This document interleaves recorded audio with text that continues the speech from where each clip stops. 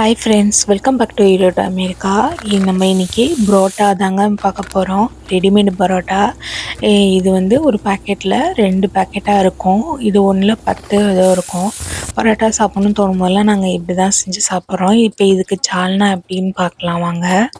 இப்போ அதுக்கு ஒரு குக்கரில் எண்ணெய் விட்டுட்டு கல்பாசி கொஞ்சம், பட்டை கிராம் தூள், வெங்காயம், இஞ்சி பூண்டு பேஸ்ட்டு. இப்போ இது குக்கர்லேயே செஞ்சிடலாங்க. ஈஸியாக 3 விசில் விட்டாவே சீக்கிரம் சால்னா டக்குன்னு செய்யணுமா இப்படி செஞ்சுதுங்க இந்த மெத்தடில். இப்போ தக்காளியெல்லாம் அரைச்சி ஊற்றியாச்சு.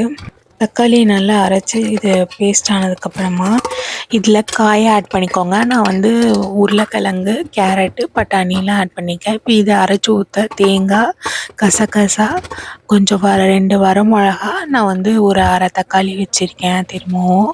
இப்போ இதெல்லாம் நான் நல்லா மிக்ஸ் பண்ணி இதில் ஊற்றிட்டு இதில் வந்து கரம் மசாலா தூள் கொஞ்சம் மஞ்சத்தூள் ஆட் பண்ணியிருக்கேன். இப்போ குருமாத்தூள் இருந்ததுன்னா நீங்கள் அதை ஆட் பண்ணலன்னா ஆட் பண்ணிக்கோங்க. இப்போ இதில் ஒரு 3 விசில் வந்தோடனே டக்குன்னு ஈஸியான முறையில் இப்படி சால்னா வந்து ரெடி ஆகிடும். நீங்கள் டக்குன்னு பண்ணணுன்னா இப்படி ட்ரை பண்ணி பாருங்கள். ரொம்ப டேஸ்ட்டாகவும் இருக்கும், ஈஸியாகவும் இருக்கும்.